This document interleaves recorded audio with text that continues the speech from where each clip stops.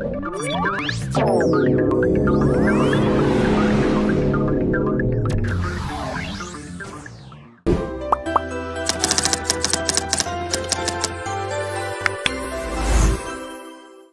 interaktif bertema mahasiswa baru ya. Cara-cara untuk lolos menggunakan akun LTMPT.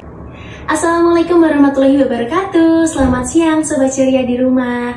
Nah, senang sekali saya, Eva Fia, bisa menyapa Anda pada siang hari ini, tanggal 9 Mei 2022. Semoga Anda tetap dalam keadaan sehat selalu. Nah, kali ini Eva akan menemani kalian selama 15 sampai 20 menit ke depan atau sampai pukul 11 nanti dengan program siaran dialog interaktif bertemakan kiat-kiat masuk perguruan tinggi negeri. Nah, kali ini Eva tidak sendirian nih. Eva udah ditemani dengan Kak Tika namanya. Halo Kak Tika, selamat siang. Halo Kak Eva, selamat siang. Baik, nah Kak Tika ini merupakan seorang mahasiswa baru ya, iya kan Kak Tika? Betul Kak. Ya, untuk lebih lanjutnya nih, kita bisa berkenalan terlebih dahulu ya Sobat Ceria di rumah. Boleh minta perkenalan dulu? Baik, perkenalkan nama saya Fauzia Gianwatika. Saya dari Pendidikan Bahasa Inggris Universitas Sidar angkatan tahun 2021. Nah, Kak Tika ini kan mahasiswa baru ya? Betul Nah, Kak. tentunya ini kemarin saya sudah menyiarkan kalau ada dialog interaktif bertemakan kiat-kiat masuk perguruan tinggi negeri. Nah, saat ini saya mengundang Kak Tika nih untuk Sobat Ceria di rumah. Kemarin kan banyak yang request gimana sih cara-cara untuk lolos SBMPTN ataupun ujian mandiri. Nah, sekarang saya sudah hadirkan narasumber yang memang pejuang dari perguruan tinggi negeri ya Kak? Iya Kak, terima kasih. Ya, sekarang saya ingin bertanya nih Kak Tika dari Sobat Ceria di rumah. Nah, ini sudah ada yang mengirimkan pesan. Baik. Nah, Kak, gimana sih caranya untuk masuk perguruan tinggi negeri? Kira-kira apa saja tahapannya? Nah, gimana itu Kak Tika? Boleh. Baik, jadi gini Kak Eva dan Sobat Ceria FM. Dari pengalaman saya, untuk mendaftar perguruan tinggi negeri ada 3 tahapan. Yang pertama SNMPTN, yang kedua SBMPTN, dan yang ketiga ujian mandiri. Baik, berarti ada 3 tahapan ya. Nah, jadi gitu. Ada 3 tahapan ya Sobat Ceria di rumah untuk masuk perguruan tinggi negeri, yaitu yang pertama tadi apa? SNMPTN, SBMPTN, dan ujian mandiri. Nah, selanjutnya gimana sih Kak Tika untuk pengertian lebih lanjutan yang terkait dengan SNMPTN, SBMPTN, dan ujian mandiri itu sendiri? Ya, tahapan yang pertama yaitu SNMPTN dari nilai rapor yang direkomendasikan oleh sekolah. Kita membuat akun LTMPT, lalu mengisi data-data, dan menginput nilai rapor, sampai kita menunggu pengumuman SNMPTN. Lalu untuk alur pendaftaran yang melalui jalur SBMPTN itu sendiri gimana Kak? Baik, untuk jalur SBMPTN, kita juga sama dengan menggunakan akun LTMPT dan mengisi data-data. Tapi perbedaannya terletak pada kita memilih pusat ujian UTBK. Jadi kita memilih tanggal untuk melaksanakan ujian UTBK. Baik. Nah, di sini ada nih pertanyaan Kak terkait dengan SBMPTN sendiri. Nah, SBMPTN itu tuh berarti kan ujian melalui seleksi bersama ya Kak? Berarti itu atau bagaimana? Iya, betul Kak. SBMPTN itu seleksi bersama masuk perguruan tinggi negeri menggunakan jalur ujian tertulis berbasis komputer atau UTBK. Baik, lalu untuk jalur yang ketiga nih Kak, ada ujian mandiri kan ya tadi. Nah, untuk ujian mandiri itu sendiri bagaimana Kak alurnya? Mandiri sendiri itu tergantung dari universitas, karena tergantung universitas yang membuka jalur mandiri dengan ujian tertulis ataupun ujian berbasis komputer. Baik, nah Sobat Ceria di rumah nih, jadi tahapannya tuh ada 3 ya, tadi udah dijelaskan oleh Kak Tika. Nah, sekarang saya akan membacakan nih, ada pesan dari Sobat Ceria di rumah. Pertanyaan dari Kak Siska Riana. Nah, apakah mengikuti tes SBM itu pakai biaya Kak? Atau kalau bisa gratis? Nah, itu bagaimana Kak? Gratis atau berbayar? Nah, ini gimana Kak?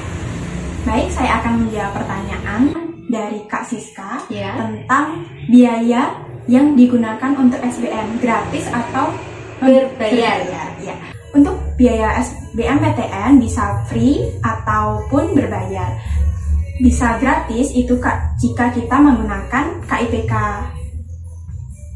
Baik, jadi itu kita bisa berbayar, dan itu biasanya nih kisarannya tuh untuk bayar tes SBMPTN itu sendiri berapa ya Kak? Untuk pengalaman Kak Tika sendiri nih ya kemarin.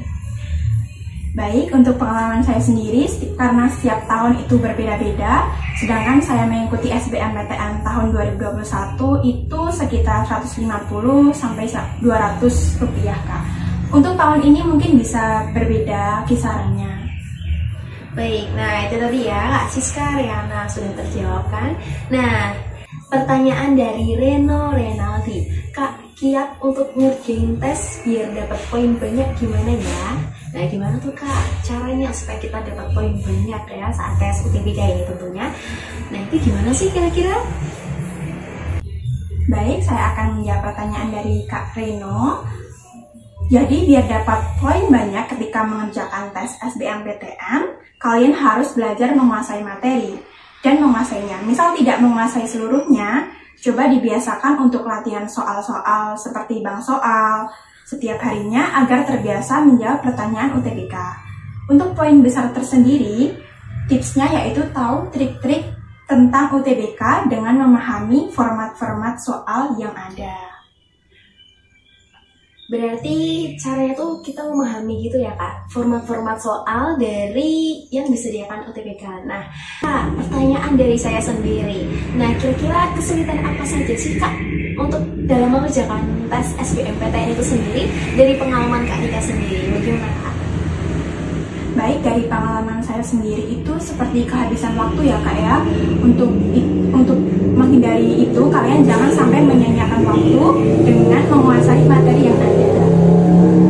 Baik, berarti kita jangan sampai ya menyanyiakan waktu, karena memang waktu itu berharga sekali ya Kak. Benar sekali, Kak. Lah, jadi gini Kak, menurut Kak Tika sendiri nih, gimana sih Kak supaya kita tuh bisa mendapatkan nilai yang baik? Nah, itu gimana? Mungkin dari pengalaman Kak Tika sendiri, atau mungkin lebih giat belajar, atau mungkin sembari berdoa, gimana Kak? Baik, dari pengalaman saya sendiri, saya selalu belajar dengan latihan-latihan soal seperti mengerjakan soal-soal SBMPTN ataupun mengerjakan tryout-tryout yang ada. Kalian juga jangan sampai melewatkan tryout-tryout yang sudah ada ya, seperti tryout dari sekolah, tryout dari online-online, ataupun tryout dari les-lesan kalian. Nah, ini sekadar masukan aja nih buat Sobat Ceria di rumah. Untuk soal-soal tryout itu sendiri nih Kak, apakah kita bisa mendapatkan soal tryout itu dengan gratis? Atau mungkin ada soal tersendiri gitu yang memang tidak berbayar? Gimana Kak? Dari pengalaman saya sendiri, untuk soal-soal gratis itu banyak sekali. Ada web-web yang untuk menyediakan tryout-tryout seperti web Zenius atau apapun itu.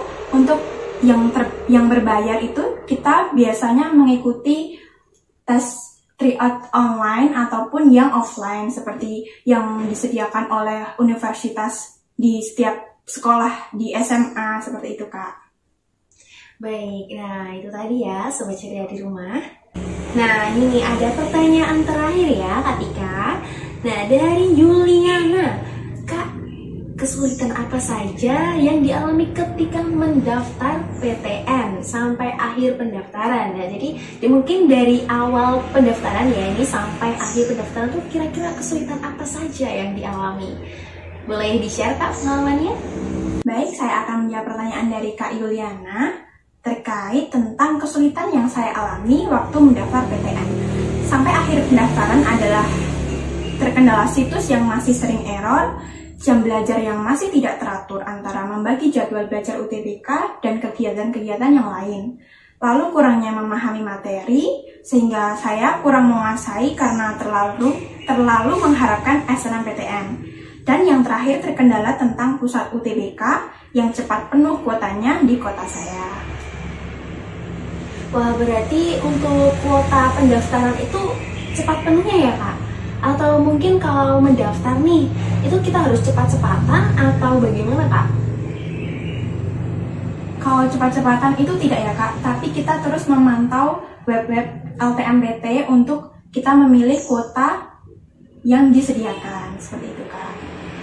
Ya berarti kita memilih kuota yang disediakan, lalu misal apakah Kak Tika sendiri nih pernah mengalami kepenuhan kuota itu Kak? Lalu terlempar atau bagaimana?